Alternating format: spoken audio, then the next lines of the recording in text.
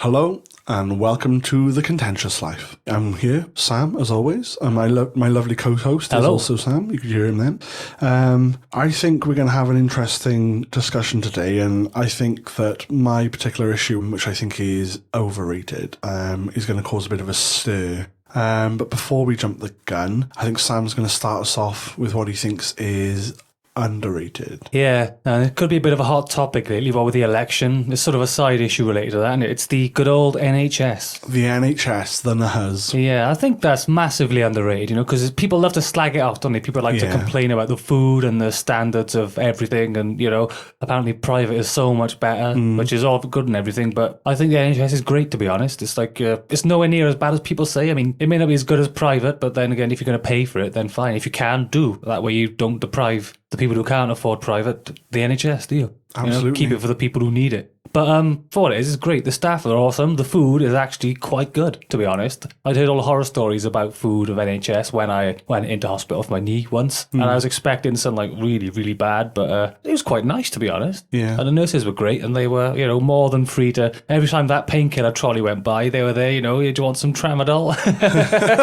All with a smile on their face, I'm not suggesting they were on the tramadol as well. Yeah, well, they might have been. They probably need it. But I was going to say, just from personal experience, the reason you think it's underrated, is from your personal experience. So, just tell us a bit more about your personal experience. Well, so it is completely anecdotal, this.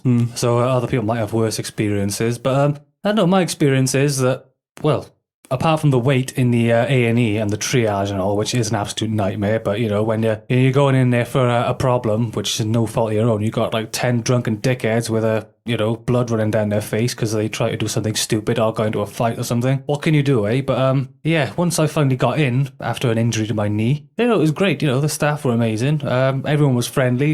Everyone was very sort of amiable as well. There was no sort of like frumpy, horrible sort of people, no snooty doctors. They were all very friendly, and it was very comfortable. It was more like, sort of a hotel service, always asking me if I was comfortable. Do I need this? Do I need that? And even when I had to come and give me that injection to stop the bed sores, do you ever know about that? There's like an injection they have to give into your stomach muscle wall to stop you getting bed sores. Klaxine, yeah. Is that what it's called? Yeah. But, I even managed to sort of make that sort of a bit of a breeze just by the way they were, That's really cool. I think you get what you need. You get treated. Yeah. I think something I'd like to pick up when you said, I think it's something which really annoys me, and that's stupid people who take up A&E and acute medical services times. People who, not just drunk people, because they shouldn't be seen. If you're drunk and you're injured, you should just be left in a corner until you're sober. Has there been some serious policies about that? I've heard people, and it could have been a rumour or something, I could have just imagined it, but I heard some idea that, if you're drunk, then you should be put to the back of the queue. Yeah. Or something like that. I think this is going to be a bit contentious. I think fat people, smokers, people who intentionally make their health worse against what is commonly known to be good health, Yeah. So people who intentionally don't take medication. Well, if you don't intentionally make medication and your liver end up failing, that's your own fault. You don't deserve a new liver. Yeah, I mean, or if you drink, look at George Best, had a liver transplant, and then, but didn't he just go back to his old tricks anyway? Mm-hmm. Somebody else could have had that liver. Yeah, I think people who have stupid injuries, which is their own fault. So, and this is going to be even more contentious, sports injuries. It was your choice to play rugby. It's your own fault you've got a fractured vertebrae. You did not have to do it. You didn't need to do it to live. So you're suggesting they should be, given the lowest priority? Yeah. Yeah, so genuine accidents, proper, happenstance should be top of the list. Well, yeah, proper accidents, but as well where people are not, where the person who's the injuries happened to, it's not their fault. It's not something. It's something they couldn't avoid. It wasn't the fact. Because some things could be chronic, some things could be acute. Say, take a person who walks under a ladder. They choose to walk under the ladder, and paint drops on their head, a paint tin, and crushes a vertebrae. That's their own fault. They shouldn't walk under the ladder. But it's also not really their own fault because they didn't drop it. So that's not that bad. But take someone who sits there and eats junk food all day, and they've got really high blood pressure and they're really overweight, and then they need a gastric band, and then they need a triple bypass. Yeah. You know, you kind of think, well, you've had a long time to think about this, and all you've done is sit there and eat shit food. So therefore, you should go towards the back of the queue, and people who actually need surgery for having a weak heart or weak arteries or whatever it is should go bumped up. I agree with you there, but there are cases in the middle, on the borderline. It's like, where do you draw the line between whether somebody inflicted this on themselves, or like the threshold of how much blame could be accorded to them is like crosses the 50% threshold, you know? How do you quantify that? There are some people... This should help answer that. So take someone who's obese. Someone who's obese. Was it their choice to get obese? Oh, yeah, absolutely. That's 100% in the your own fault camp. But what if somebody crossed the road in a slightly awkward spot and got run over? This takes an anecdotal sort of... People have to view it and then report it. I mean, when you know from what's happened to them, if someone sat there and they're huge and they're taking up 2 seats, you know that's their own fault. Stuff like that where they cross the road without looking, for instance, you will never know because no one's going to say or come forward usually and say to the paramedic or pass the message on, you know? So I think it's the cases where it's chronic health conditions. It's chronic or health conditions reported on by chronic situations. So, for instance, people who smoke, I believe, I'm an ex-smoker, and his Nenso Smug's an ex-smoker. I think smokers should not receive, or either should not receive treatment, or should be bumped right to the back of the queue. You know? I kind of see what you mean. I smoke a bit, and there's always that argument about, they pay tax into the NHS and all, which to an extent is probably true. I mean, the tax on that and booze is pretty extortionate, isn't it? So do you think do you find that, I suppose it is a happy coincidence that the two things which cause the biggest injuries and the biggest diseases, so cancer, and the biggest one is smoking for cause the cancer, and obviously drinking related incidents are really high. They just happen to have the highest taxation, which is probably not an accidental thing. No, it's kind of poetic though, isn't it, I suppose? Yeah. You're paying for your own death, but you're also paying for your own treatment. Yeah.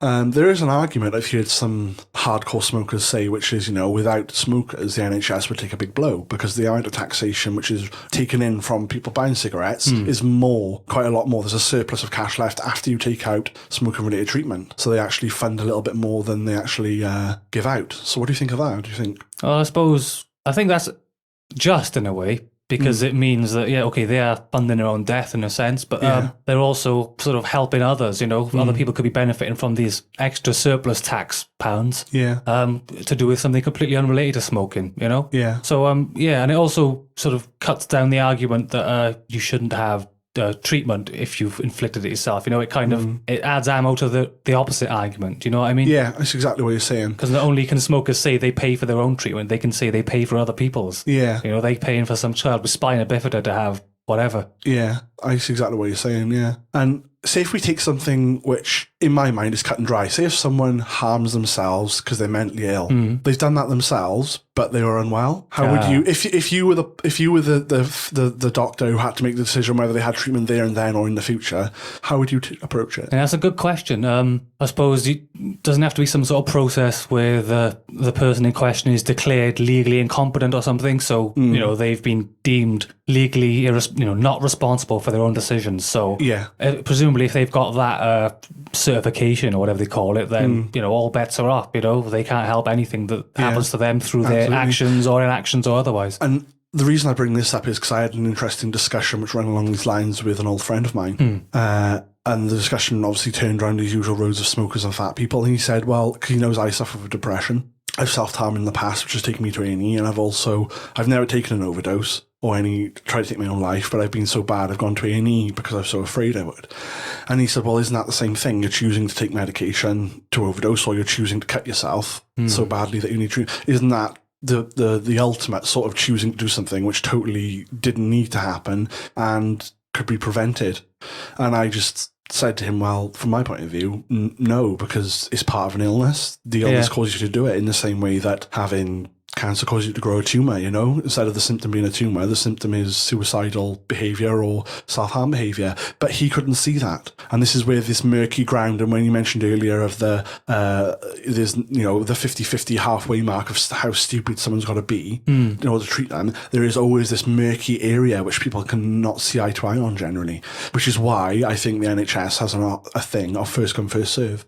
you're in a queue, you don't get jumped up the queue in A&E unless it's something really acute which needs treatment, emergency surgery or whatever. Yeah, and at the triage, is that what their job is, to like assess where in the queue you go? Emergency medical assessment, yeah. And I think then for the rest of them, which can wait, it's just on a first come, first serve. So if you just happen to be very unlucky, if you're 20th rather than 8th, you just got there too late, really. And I think that's the fairest system you can have, really, in a sense. I suppose so. But it is under strain, though, isn't it? And if you've ever been to A&E on a busy time and just have to wait and wait and wait, and nobody can tell you when you're going to be seen because they don't know. It's like how long is a piece of string, isn't it? Yeah. And tensions are high. Everyone's pissed off because they just sat in a room. They don't want to be in pain, probably. And the nurses and the triage and the doctors, they're all just patients are constantly rabbiting on at them. When am I seen next? Blah, blah, blah. Or worse, they're getting threatened and assaulted and verbally abused. It does happen a lot. People get, doctors and nurses get attacked. We all see the posters in hospitals saying that you will be prosecuted, There's a reason why they're there, and that's because it happens. Yeah. It does happen. People abuse the staff which are trying to help them. But speaking about that, though, I have a sort of anecdote. A friend of mine, when I was in uni, my mate Mike, he's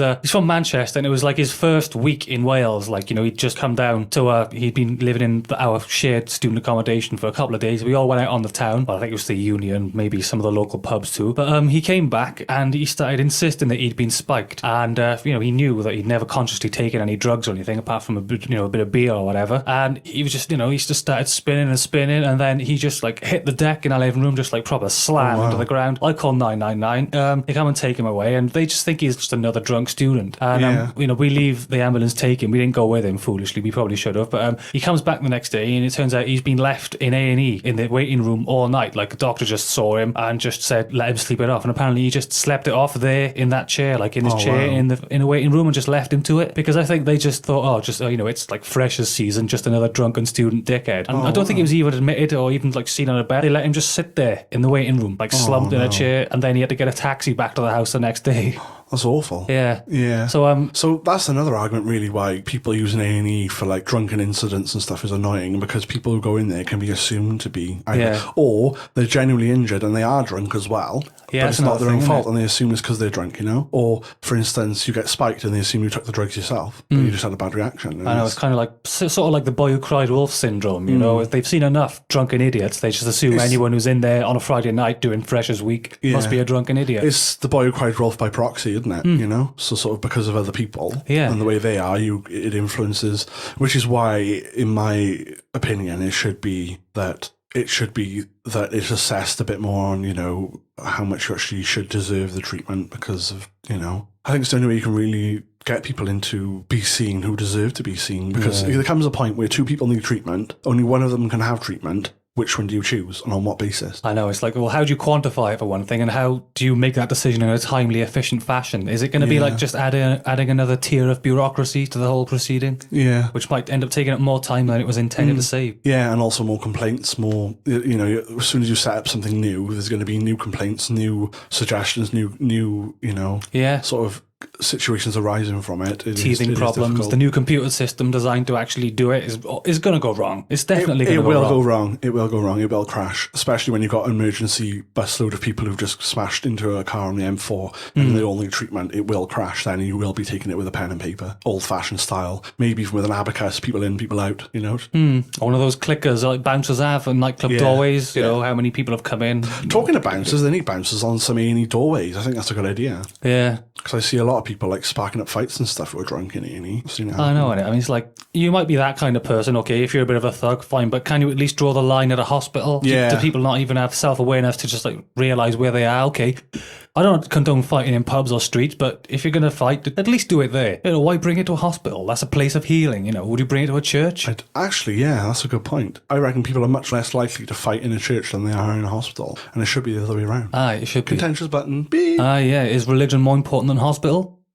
No. Oh, there we go then. So, I think we have to draw that into a little bit of a head now. The thing I'd like to move on next is something which comes up a lot in the NHS, actually, and that's people getting treated for silly, drunken and drug-induced incidents abroad. So obviously I want to talk about holidays and how holidays are overrated. And a lot of accidents happen abroad, and then the NHS got to fit the bill. So if you're in X place, which charges £1 million for a hospital bed for a night, the NHS has to stump up the money for you. Really? Yes. That goes on, does it? Yeah, so if you have an NHS card type thing, which you take abroad with you, and if you fall down, you're injured, the bill is totaled up and just sent to the NHS. Oh, I thought it was a case of if you didn't go with travel insurance, it's, well, your fault. No. Oh. No. Especially in Europe. The NHS will pay the bill in the end. Yeah.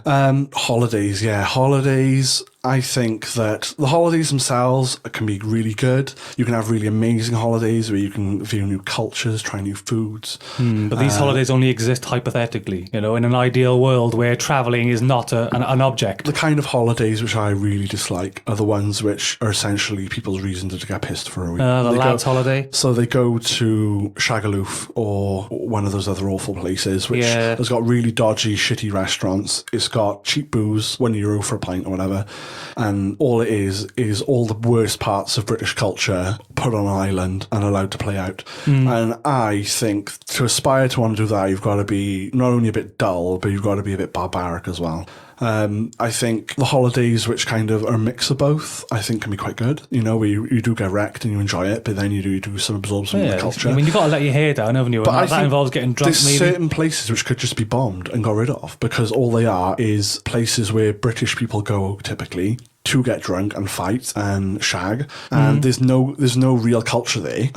Take Magaluf, there's no real of the culture permeating through because it is just a westernized British culture of drinking, cheap food, cheap sex, cheap fanny, and cheap fanny. Yeah, and cheap kebabs. We need a cheap fanny thingy on our soundboard so we can do cheap fanny. Cheap fanny. I don't know how often we'd use it. We'd probably be surprised how often we'd use it. Cheap clange. So what you're saying is, though, in these places, the museums and all that, they leave something to be desired, yeah? We'll have someone to show you the museums. Yeah. I don't even know if they exist in these places. Like, a museum wouldn't be visited in the middle of shaggers. So you mean Iron Apple doesn't have a symphony orchestra, you're saying? That's exactly what I'm saying. It probably doesn't. And I think that's kind of deplorable, really. I think that they've built these places to entertain the worst parts of British culture. But to what extent is it just a case of supply and demand? If it's profitable, people will do it, won't they? People will provide it. Yeah. Well, I'm going to be a bit contentious and just say it's the idiots who book those type of holidays. They're the problem. It's not the places which are the problem, because they probably wouldn't exist without those people. I think it's a what's it called, a synergy, a symbiosis, where they're feeding each other. People grow up and they hear about lads' holidays and they think, they see that it's aimed at them, it's marketed towards them. They get drawn into it, which fuels a cycle of people providing these experiences, which furthers a cycle of them marketing and promoting these things, and it goes round and round. And it could either be allowed to just burn itself out, or maybe it'll just continue. And it's going to continue. It's gone on for so long. Since we had cheap flights, which are not so expensive, only the middle upper classes can afford them. People go abroad quite often, and they choose to, every year. And I think those kind of holidays will always exist, because not only the holidays are cheaper and the flights, but the people will always exist who go on those types of holidays. Stupid people will always exist, and this is one of my real big nightmares with life, is that stupid people always exist. And they most often don't realise they're stupid. Yeah. Definitely, in fact, they probably think the opposite. And I think those holidays are everything about, they are extensions of their personality, those holidays, and it just shows it's everything which is god-awful wrong with our society in Britain, really. I suppose all they're going there for, really, is the weather. It's like, a small enclave of Britain, but with better weather, and all the girls are wearing bikinis, I've got an idea, Sam. We could set up like a velodrome, a massive stadium with a roof, and we simulate hot weather using a UV lamp in the roof, which is like the sun. And then we have really bright lights to make it really sunny, and we turn the heating up to 30 degrees at all times. I think Japan has one of those. Well, we need to make one in Britain, because people would stop paying to go into Iron Napa and Magaluf. It's like an indoor beach. They would pay to come to our miniature country, which we'd have in the Welsh hillside. Oh, that's what they could have done with a Millennium Dome. But then I'm just going into... Yeah, actually, that's a good point. Took you a second to get that, didn't it? Yeah, they could have just wasted it, didn't they? And I think it could be quite profitable. But then this is where those people, this is how they justify it, because there's money there to be made. We'll do it. Yeah, it'd be like a sort of drunken centre parks. A drunken, violent, sex-ridden, venereal disease-carrying centre parks. Yeah, sexer parks. Sorry, that's an awful pun. I'm going to cut that one. Yeah, sexer parks. What else can I think of? What could we call call our little... I think we should just call it Shaggerville or something, because that's generally what the alcohol's for, is to make people shag random people in there, because they wouldn't do it otherwise. Could make maybe you could make it an exclusive gay community, call it Bender Parks. Yeah, you'd be mulling that one over for a few minutes. Well, yeah, I was literally just searching through my sort of internal database of words that vaguely rhyme with centre and have to do with sex, and that's all I could think of. Yeah. So I ruthlessly crowbarred that pun in So, there. Sam, have I convinced you that holidays are generally overrated? They're generally... People aspire to them as well. This is what I really wanted to talk about, is people aspire to them. They work their asses off full time. For those 2 weeks in the sun. For those 2 weeks in the sun where they're pissed constantly, can't remember it, vomiting on a pavement or in a cab. I think it's just people should aspire to more, and that's what I find really infuriating, is the attitude of I love doing that. That's what they want to do. Then they come home and they just spend their nights watching Benidorm or something. But I got to say, though, you've only described one subset of the holiday experience, one kind of holiday. It's the most popular, I'd say. What about some guy who goes on a random trip to, I don't know, Ulaanbaatar in Mongolia to really soak up the culture? You know, this happens as well. Okay, you know? remember our last conversation about if you do things and put yourself in harm's way and you get injured, you shouldn't be treated. That man in Mongolia, yeah, he's going to observe culture, but he shouldn't be bloody treated if he gets like mauled by a load of Mongols. That's his own fault. You know, he shouldn't have gone there. That's true, yeah. Well, you know, I was going to say one of the descendants of Genghis Khan, but I realised that I narrowed it down to about 500 million people. Yeah, by now. Yeah. But, okay, that's interesting. One links back to our other topic. If you go on holiday and get injured out of complete accident, the fact that you chose to go on holiday, does that put you out of the running? I've already thought about this, Sam, and I'm not even joking. I've already thought about this before. If you get injured on holiday and it's your own fault, either through drinking or drugs or making a stupid decision like just climb scaffolding or something, then you shouldn't be treated. If the injury is happening, it could only happen exclusively abroad. So, for instance, the plane crashes or you got ate by a lion. Yeah, you got ate by a lion. The wildlife which is indigenous to that part hurts you. That's your own fault as well, because you chose to go to a place where there are those things.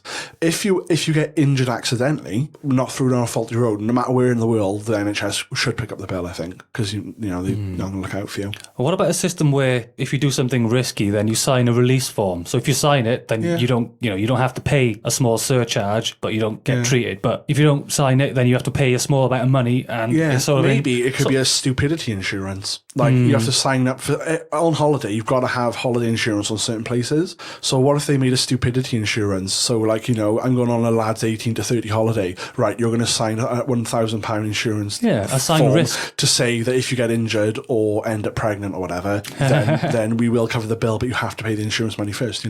So I think that's they need a stupidity abroad insurance. So it's like not the people, but the holiday is classified as like either stupid or not stupid or moderately stupid. Yeah. So if you're going on, like, what about an extreme sports holiday? Oh, you just shouldn't even get insurance. I mean, you shouldn't even get healthcare. You should just be like, whatever happens on this holiday is your own fault. I mean, they throw caution to the wind anyway. Ain't that part of the attraction? Yeah, exactly. Don't get health insurance. That'll put your adrenaline levels up. Well, yeah, isn't it the danger that they're attracted to? Imagine the extra danger factor attached to the fact that they won't be getting treated should they run headfirst into a wall on their mountain bike. Yeah. Surely that's even more thrilling. Wow, Yeah, exactly. It's another layer of adrenaline, isn't it? Yeah. Just, oh my God, I'm going to sit in this ditch on the road now and I can't even get home because I can't get to the airport. It's like tight-roping without a safety net. Yeah, exactly. Wow, and it's even more impressive as well. It's like they'll see a guy doing downhill mountain biking and the chicks will be going, see that guy there? He's not getting treated if he gets injured. Yeah. That's so sexy. Yeah, he's so brave. And he's going to get loads of sex because of that, isn't he? There we go. There are positives to being a total twat. Okay, total twat? Yeah, I think that draws that one to a close anyway. My feelings on holidays. A total close? Yeah, a total close, I think. Thank you very much for joining us. Yep, and thanks from me as well. And we're going to stop recording now, so bye-bye.